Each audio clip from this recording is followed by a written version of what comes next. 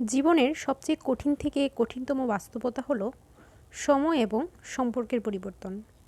মানুষ জীবনে যা কিছু ধরে রাখতে চায়, চিরকালীন সুখ, ভালোবাসা, সম্পর্ক অথবা নিজের প্রিয় মুহূর্ত, সবই একসময় বদলে যায়।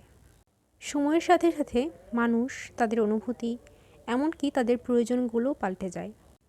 এই পরিবর্তনগুলো মেনে নেওয়াই হলো জীবনের সবচেয়ে বড় কঠিন চ্যালেঞ্জ।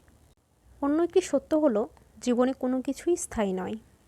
ভালো সময় যেমন শেষ হয়, তেমনি খারাপ সময়ও শেষ হয়।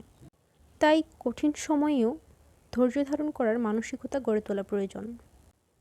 প্রিয়জনদের দূরে চলে যাওয়া অথবা নিজের ইচ্ছার বিরুদ্ধে বাস্তবতার সাথে খাপ খাওয়ানো, এই কঠিন মুহূর্তগুলোকে মেনে নিতে পারলেই জীবনে এগিয়ে যাওয়া সম্ভব হয়।